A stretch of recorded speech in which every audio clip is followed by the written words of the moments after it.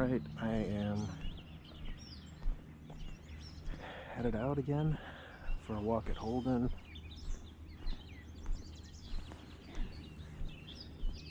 I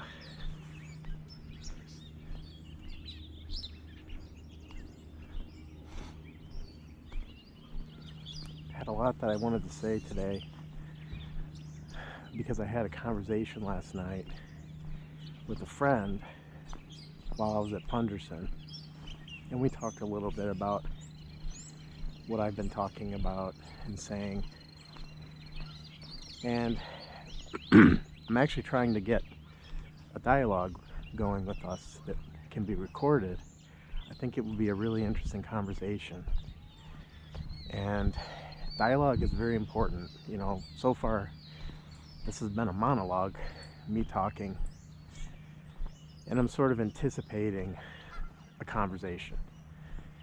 You know, I'm not trying to convey anything. I have nothing to convey. There's no goal. I'm not trying to achieve anything.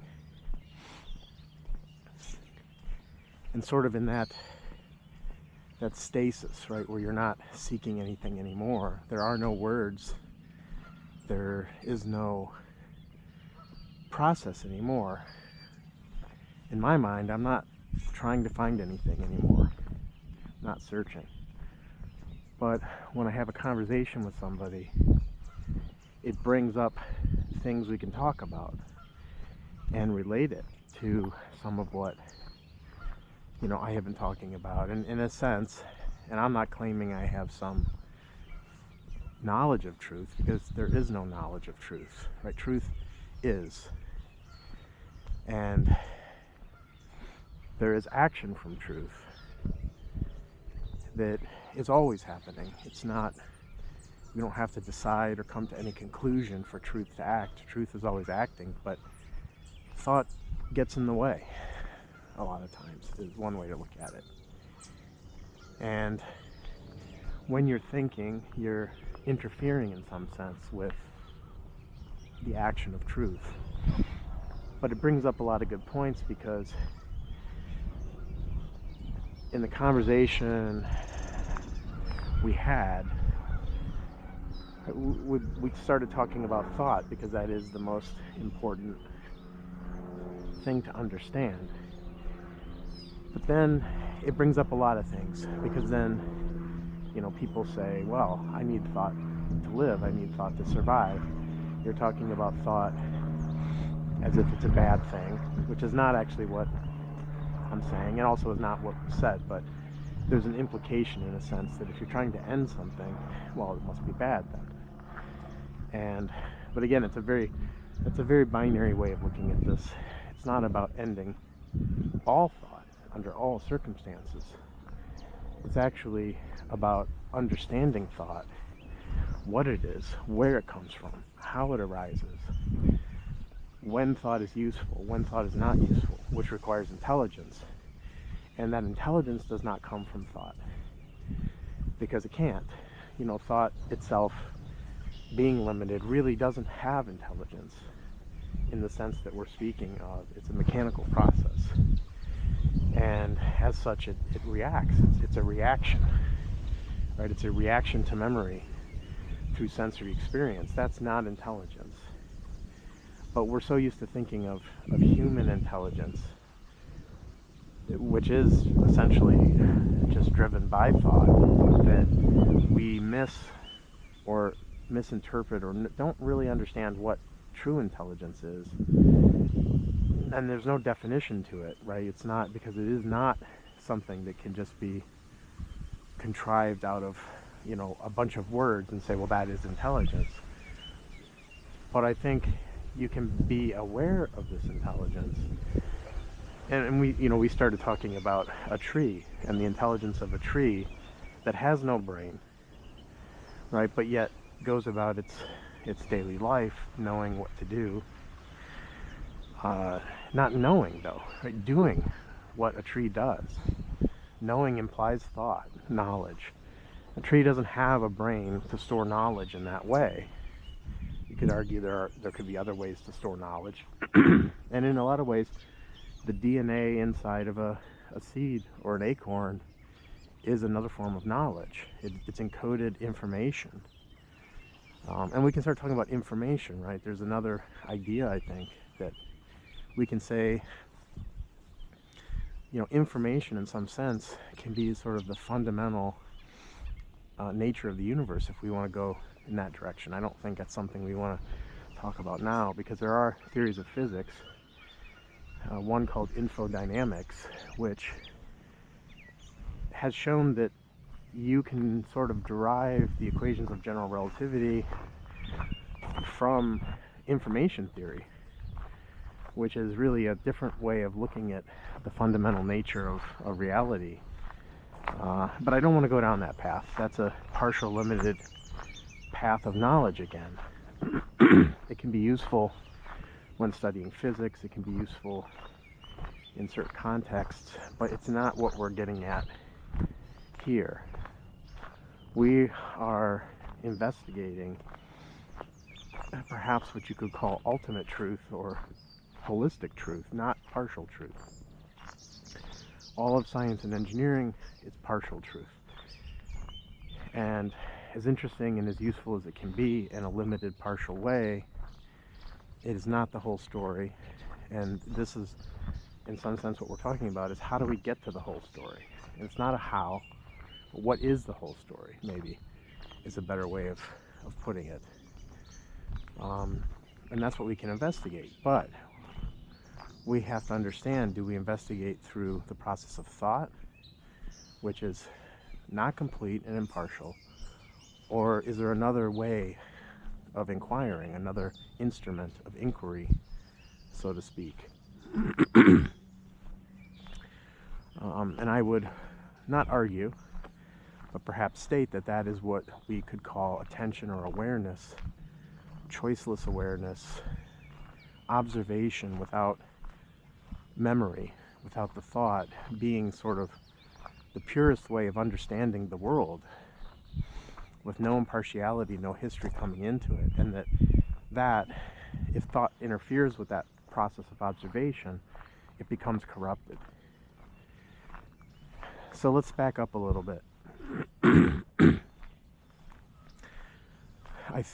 In the discussion that we had, which I will encourage us to have that discussion in a video so we can actually explore it more dynamically between us, because once again, this is just a monologue, but I'm taking some information from that conversation and using it to drive the words that I'm speaking, in a sense, or letting it flower into whatever train of words we come up with here today. But there were a number of statements about, I need thought to survive, and the reward and punishment came up as almost being like the fundamental drive of all creatures. And yes, that's true. That is sort of how animals and plants and all such organisms have evolved. And this is why within us there is such a strong urge to seek out rewards and run away from punishments. That's our lives now, right? That is the way we live our life, and it gets us into a lot of trouble. The seeking of reward in a very selfish way leaves out other people, right? It focuses on the individual and what's best for the individual, and that can become a selfish thing, right? If we're trying to survive and there's limited food, and 3 people need to eat and only enough food for one person, and those 3 people fight to get the food they need, that's what can happen, right, with the reward punishment model of the mind, which is sort of, I would say, the default state of the human brain, and also probably other brains, right? That's not surprising. So, but that's where observation can start. Observe where this comes from and what it is, and say, yes, I'm aware of this drive within us and within other animals to survive, to acquire what I need to survive. But we then talked a little about, well, what is it you actually need to survive? Because some people seek much more than what they need to survive, right? They acquire endlessly, and greed is a result of this endless acquisition, right? The more I get, the better I am, and to heck with everybody else. You know, I will acquire my wealth, accumulate my wealth, become a billionaire while other people are starving. That's a result of that reward drive applied to its ultimate extreme on an individual, and we see that as success. We reward that behavior in our society, that acquiring, and I would say everyone, even the poor, right? Even everyone says it's okay to become rich because they'd like to be rich too, right? Even the poor and those without are not immune from the drive to acquire and become wealthy. They just haven't figured it out yet. But most people would not, given the opportunity, turn that down. You know, the opportunity to become rich, when handed to somebody, they would probably take it and say, yes, okay. And then, you know, they're on the same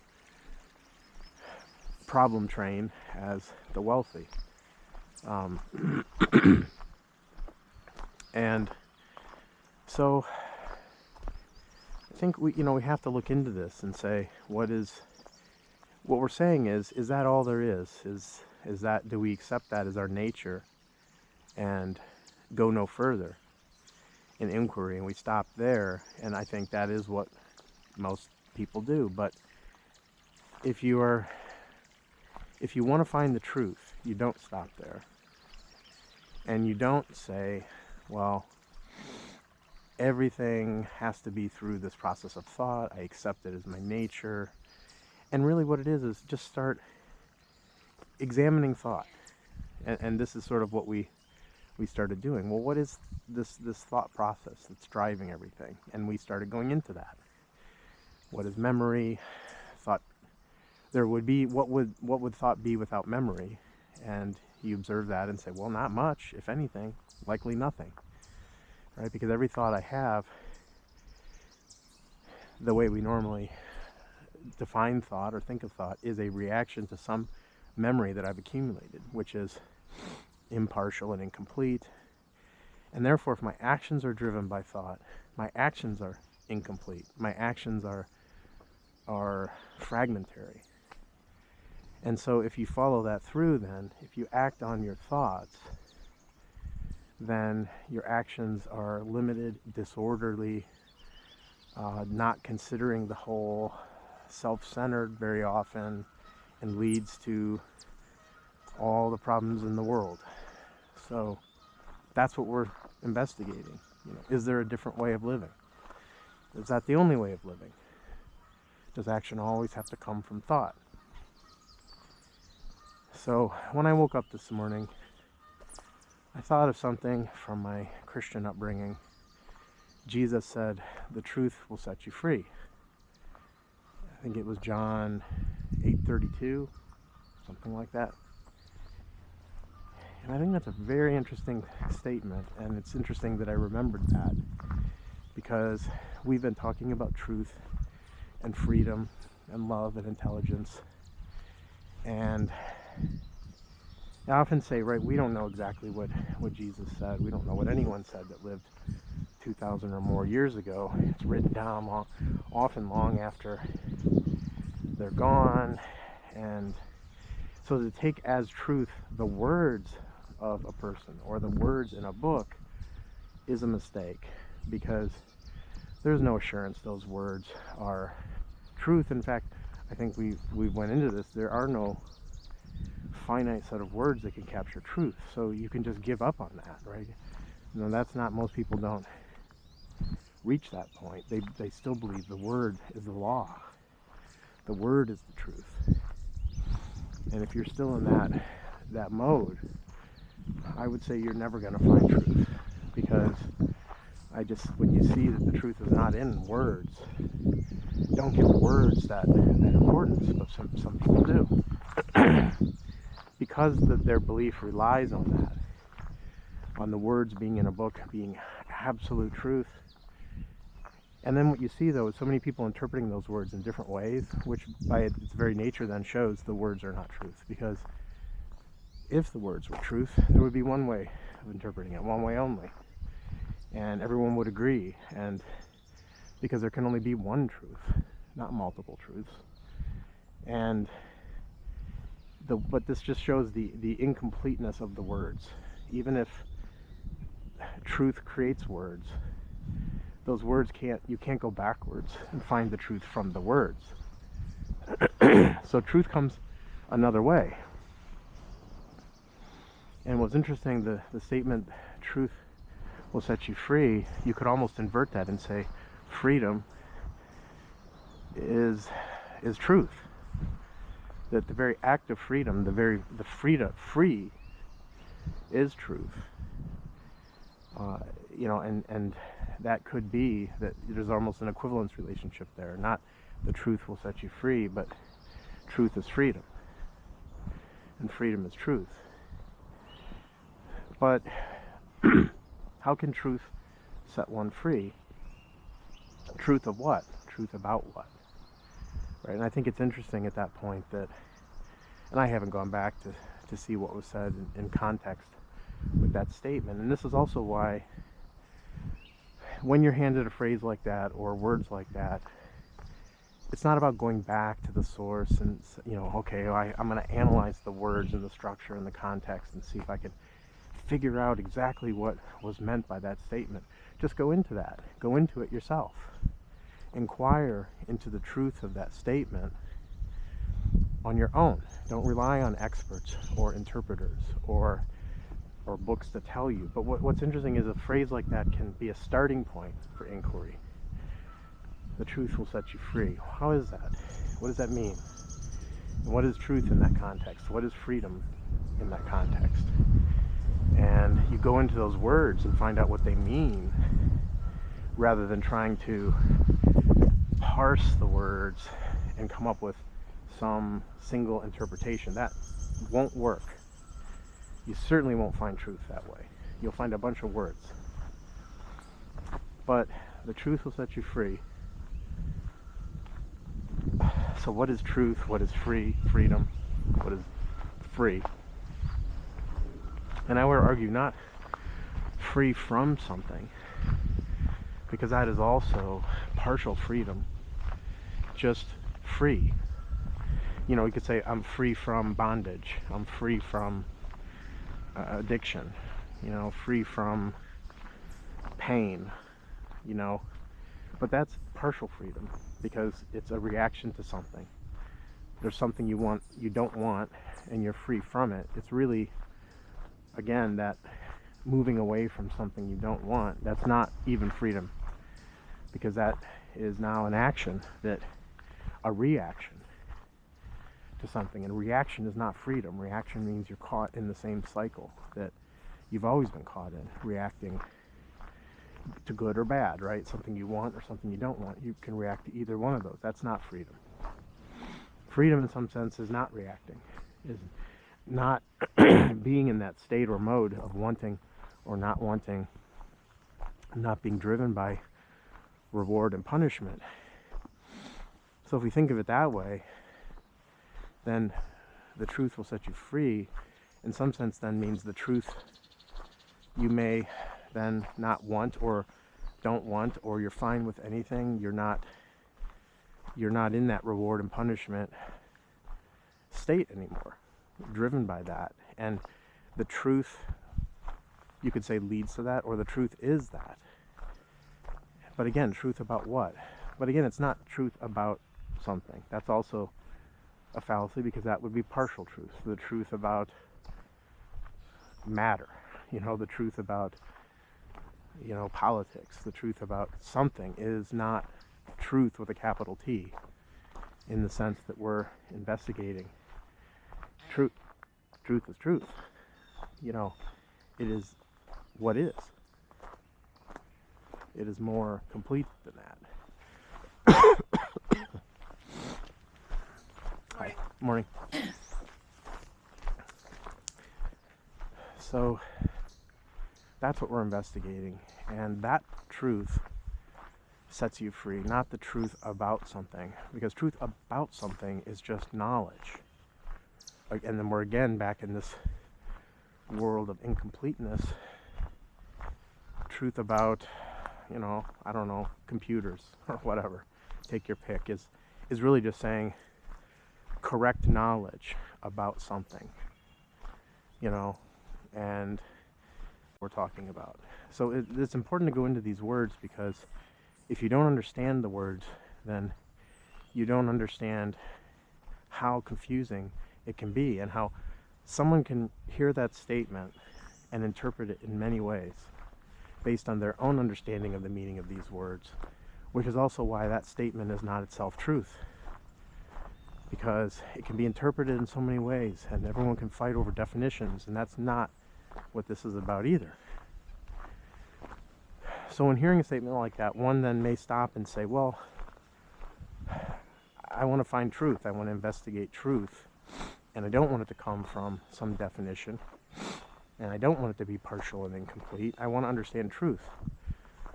Because I think another thing that came up, or was implied, or maybe in my own mind, was, what's the value of this, Like, why should I investigate this? What does it get me? Does it get me more money? Does it get me more knowledge? Does it put, And when you do that, when you seek something for the purpose of gain, so I want to know truth because it will be more profitable to know truth. You're out of it. You're back in the same game, and you are about as far from truth as you could be, because that again is driven by your individual desires. So truth is not to be had. It's not to be used as a tool in some way to achieve something, to gain something. But in a sense, you would say, well, why wouldn't you want to know, or not know, but truth is what is. So to see what is truth. There doesn't have to be any desire or outcome, or I want to do this for a reason. Just see what is. That is truth. What is now, without any filtering, without any bias, without any thought process occurring to muddy it up, without choosing one thing or another. Choiceless awareness is often a phrase used in this context, because it means to be aware of what is happening, but without choice, which is a result of confusion and thought. Thought chooses. Thought judges. It evaluates. It measures. So choice is a measurement process. And if you measure what you see, you aren't seeing it. You're seeing your thought about it, your interpretation of it. That isn't truth. Your idea about what you see is not truth. Truth is what is. And truth is not partial. Truth is whole.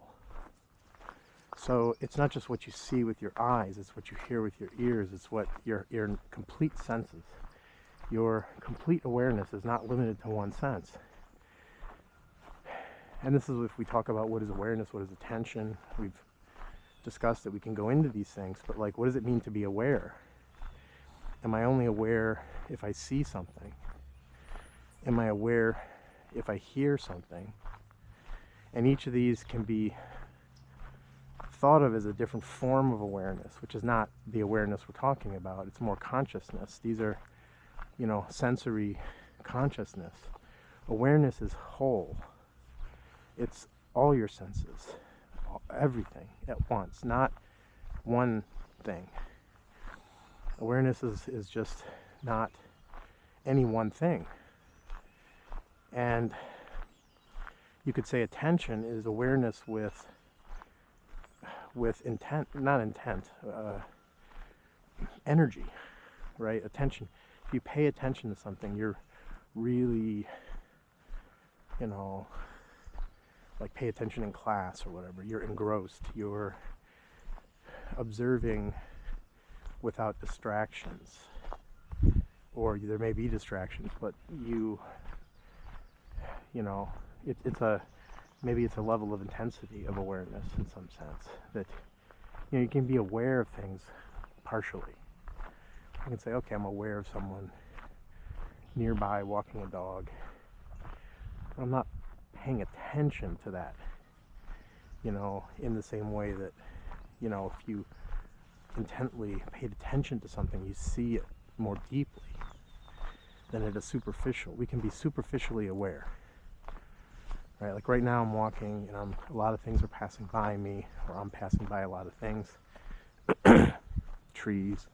I'm aware of them, but I'm not paying attention to any one of them, and I'm not investigating them deeply. Awareness or attention is like an investigation, a deep investigation, deepness, where there's no self anymore, no center. Maybe you could say where attention is awareness without a center. Because when I'm aware with a center, I'm aware of things, but I'm still processing it through me, myself, and I. I'm judging, I'm choosing, I'm aware of something, but I don't see how it benefits me, so I drop it. I'm choosing things. Attention has no choice in it because it is not driven by that personal drive or motivation. It's awareness, it's complete sensory awareness without the center. The center requires limited awareness. The center, when there's a center, there is a selection process. I'm choosing to see, not hear. I have a motive, a direction. Attention is directionless. It's awareness without direction, without motive. I want to achieve or move in a certain direction, which motive means to move, or a direction. Then that is not awareness. It is driven by thought, because there's a direction. Thought directs to achieve an objective. So being aware or conscious through the senses is necessary even for thought process, because it receives information and then directs you. But to get back to the truth will set you free, which I think is interesting, and not to dwell on it too much, not to give it too much importance, which I suppose I am in some sense here. I don't want to do that. It's just, there are ways to relate where truth has made its fragmentary appearance in many different religious traditions and everywhere, because truth is everywhere. It's not just in one thing, right? So truth can be found in anything if one inquires deeply enough. So that you could say there's many different starting points. It's not to say there's one final destination. That's not what truth is either, but just inquiry. Deep inquiry is truth. Seeing what is, which includes seeing what is part of, the religious traditions. What is there is a fragment of truth. It's not a substitute for truth. And to study that, thinking to find truth through that studying of these traditions, is where you will lose truth. You can't hold on to it that way. It's not how it works. It doesn't work. Truth doesn't work. It's not a machine. It is, again, observing what is completely and wholly, without judgment or choice or direction or motive. And there's no purpose. There's no reward for truth. Truth is simply what is, both reward and punishment. It is not one or the other. It is not just peace. It is not just war. It is all these things and none of these things. And you can't describe it with words, and you can't capture it and put it in a cage or in a book or in any other format. It's simply observing what is. And so you can't motivate a person to see what is if they require a reward, because it won't do that. You won't be rewarded, but you will, I don't know how to say it. You won't be, it's like, I mean, I could say it in some way. Who wouldn't want to know the truth, right? Why wouldn't you want to know? Why would you want to live in falsehood? So in some sense, the truth, regardless of whether it benefits you or doesn't benefit you, or provides you with reward or punishment, is all there is. It is what is. So the falsehoods come from the illusions of thought that distort or corrupt what is. Do we choose to live in that corrupted, illusionary world? Again, it's not a choice, right? Because then a choice implies direction. But there's not a whole lot of, you can't really formulate this in words. And I think this is where you can, if you stay within this world of words, we could talk endlessly. There is no end point to this talking where you say, I get it, I understand now because of what you said. Isn't it at all? And there is no substitute for direct perception. And there's no justification of it. There's no reward at the end of that journey. And I think this is why we said before, you either choose, and it's a choice. Again, if we say choice, it's wrong. Your eyes are either open or closed. Let's look at it that way. If your eyes are open, there is truth. If your eyes are shut, there is not. And it's not a great analogy, but it isn't something we can, any attempt to write it down, name it, call it something, give it purpose. Why should I know truth? You're still stuck. And so the purpose of dialogue, if it has a purpose, is to help, perhaps, even though help is a bad word, for truth to emerge.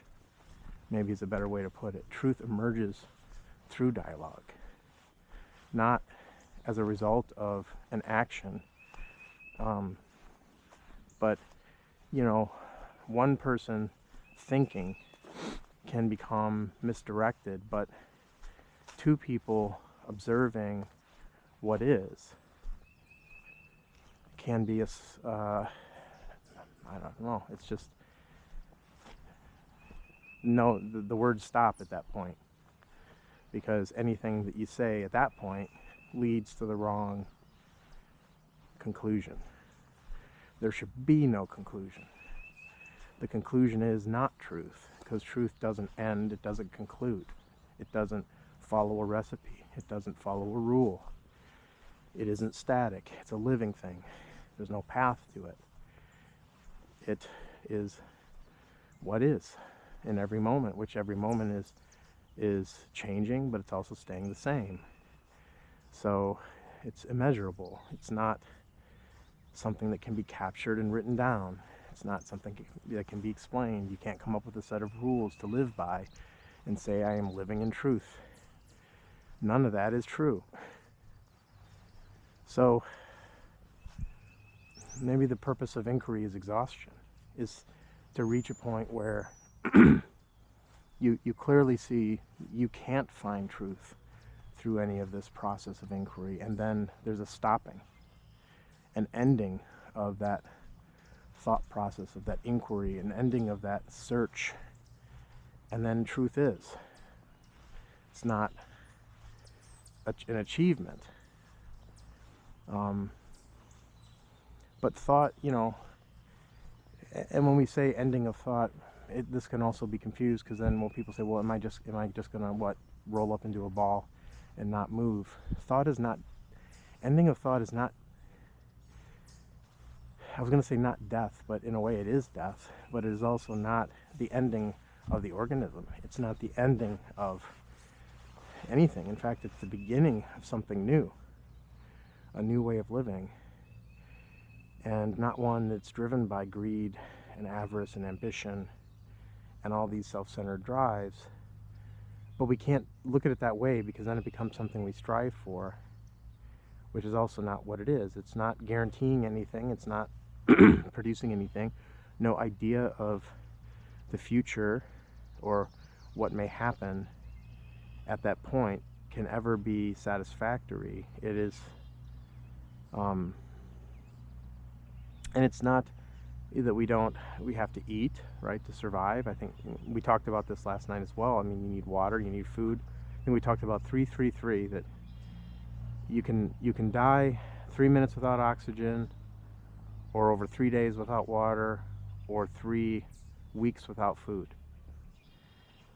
It's a rule of thumb. It's not, but it's an interesting little thing, 3-3-3, that these are the things you need to survive, right, to maintain your organism functioning. You need these things. Well, how much more do we need? Because we were talking about what is it you need to survive versus what you need, how much more we go for, how much more we strive for. And if we just need air and water and food in enough quantity to keep us going, I think we forget that, because we strive for so much more, accumulation of material possessions, and there's not food, water, and we hoard, right? We want all this so that we have ample supply, right, of all these things. But then we also, are we thinking of others at that point? That others need food, water, air to survive. And are we separating ourselves from everyone else, saying I'm more important than everyone else? Or do we want all humans to have air, food, and water? And if we saw humanity as we are all humanity, then the actions we take should be towards the end of all humans having what they need to survive, not just one human. And this is sort of the difference, and we could call that truth love, in a sense, right? That love, the ending of the self-centeredness, is love emerges, or is the ending of that. You could say love is the ending of the self-centeredness, but we can't actively end it, because that also is a product of the self, the mind. But action then coming through love is different than action coming through thought. It is a selfless action, and it is an action that leads to, in some sense, the benefit of all instead of the benefit of one, but without intentionally doing that, right? Because so many people gain self-satisfaction by helping others, right? A sense of smugness or ego, or I'm better than other people because I started a charity, and then you receive it. When you have a sense of self-satisfaction from that, you haven't broken the chain. It's still driven by personal motivation. And often when people do good works, they're doing this out of a thought-based, egocentric, driven motive to feel good about themselves, and that's a reward. So they receive an award, a pleasure by doing good things. That's also the same. It's not any different. So when love acts, it doesn't act out of, it just is. It's not an action driven by any desire to achieve personal satisfaction or reward or whatever one would want to call it. It just is what's there without the action of the self. So I think we meandered, actually physically and mentally. I meandered around here, off trail, different places, as my mind was meandering from one place to the other. I don't know. I know I didn't stick to any one thing because I didn't want to stick to any one thing. I just let whatever came flow. But I think I'd be very interested to have dialogues, conversations with people. There is nothing to prove right or wrong. This is not arguments. We're not taking a stance and defending it. How can you take a stance for observing what is? These are facts, right? And this is the difference between facts, opinions, and beliefs, because facts you just observe and see. You can't really argue about facts, although some people even seem to do that, the alternative facts. But facts are what you know, the sunrise, sunset, the tree, you know, the ground that I'm stepping on are fairly agreeable facts, right? And if you start with facts, if you investigate facts, there's no disagreement. Stay within the realm of fact, right? Not within the realm of opinion, or I believe this, I believe that, because then it becomes an argument about my belief is correct, your belief is not, and that is not dialogue. That's a different communication, and often can end in anger and hatred, and you know, you walk away with a sense of dissatisfaction because you didn't win the argument, or with satisfaction because you did, and that's not dialogue. Dialogue is two or more, investigating truth together, and by staying with facts, not departing from facts, right? So that there's no departure from, you can't disagree on what the facts are. If you can disagree on it, then it's not a fact. That's another way of looking at it. If there is the possibility of disagreeing, then you are dealing with an opinion, belief, not a fact. So staying within the realm of facts, observing facts, truth emerges. All right, I think I probably went on a little long there, but I just had some ideas, and we will explore this again. And every day, right, some of this may sound similar to what we talked about in previous days, but that's because this is not a script or a plan. Every day we are investigating truth, and common themes may emerge because the truth reflects those common themes. You know, those common themes are part of what are the facts, the truth. Those don't change. Facts don't change, or they change, but you know, they are what is. And so this is also why it's important never to end the discussion with, now I've got it, this is it, let's write it down into a book and put truth on the front cover. No, truth is this process every day. Truth is this inquiry, is every day is truth, and truth is not a static thing. So you have to, every day, you know, just like walking in the woods, it's not like I walk in the woods once and say I'm done, I never need to walk in the woods again. You know, walking in the woods every day, exploring truth every day is life. You know, life is walking, and life is inquiry.